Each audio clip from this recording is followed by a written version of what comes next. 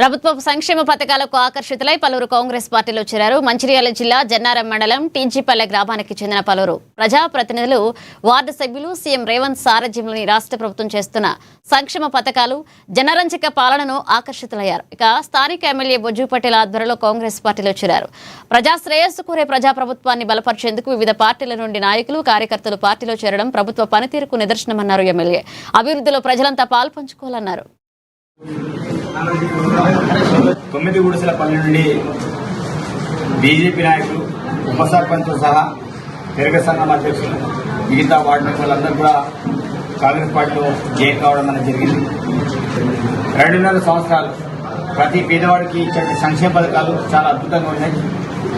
ఈరోజు ఇంద్రమిల్ స్కీమ్ అయితేనేమి, దాంతోపాటు పేదలకి ఉచిత విద్యుత్ అయితేనేమి, అదేవిధంగా చాలా సంవత్సరం నుంచి రేషన్ కార్డు రాకపోతే రేషన్ కార్డు ఇవ్వడం, అదేవిధంగా సన్న బియ్యం స్కీమ్ ఇవ్వడం, అదేవిధంగా మహిళా సంఘాలకు ప్రత్యేకించి వడ్డీ లేని రుణాలు కావచ్చు, ఫ్రీ బస్సే కావచ్చు, ఇలా చెప్పుకుంటూ పోతే చాలా స్కీమ్లని చూసి భవిష్యత్తు కూడా మా యొక్క పిల్లల భక్తులు బాగుపడాలనుకున్నప్పుడు, ప్రభుత్వానికి సంబంధించి సంక్షేమ పథకాలు కావాలనుకున్నప్పుడు తప్పకుండా అధికార పార్టీతో సాధ్యమవుతుంది.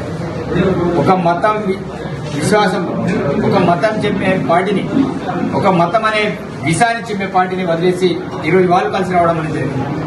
నేను సోదరులకు చేసేది ఒకటి, విజ్ఞప్తి చేసేది ఒకటి. ఈరోజు కుల మతాలకు అతీతంగా మన కాంగ్రెస్ పార్టీ ఉంది. ఈ పార్టీలో హిందూ, ముస్లిం, సిక్, సాయి అందరూ కూడా, క్రిస్టియన్స్తో సహా అందరు కలిసిమెలిసి ఉండాలనే భావజాలం కాంగ్రెస్ పార్టీ. కానీ మిగతా పార్టీల భావజాలం ఒక రకమైన భావజాలం ఉంటుంది. పండుగ ఉండడానికి నేనున్నా. తప్పకుండా నేను చేసే కార్యక్రమాలు ఇంకా అద్భుతమైన కార్యక్రమాలు ఉన్నాయి. అదేవిధంగా ఈరోజు జనవరం లాంటి ప్రాంతాలకి అనేక సమస్యలు ఉన్నాయి. టైగర్ జోన్ పేరు మీద హెవీ వెహికల్స్ రాకపోవడం, బిజినెస్ అంతా కింద పడిపోవడం, దాంతోపాటు కడెం ప్రాజెక్టు మరమ్మతులు చేయకపోతే ఆ ప్రాంతానికి నీరు రాకుండా పరిస్థితి ఉండే. కానీ ఈరోజు పుష్కలమైన నీరు, హెవీ వెహికల్స్ రాకపోగలు, దాంతోపాటు గ్రామాలలో అనేక రకాల అభివృద్ధి కార్యక్రమాలు అన్ని కూడా చేస్తూ పోతున్నాం. కాబట్టి వీరందరూ కూడా కోరేది కూడా, నేను వచ్చిన వాళ్ళందరికీ నేను మాటిస్తున్నా.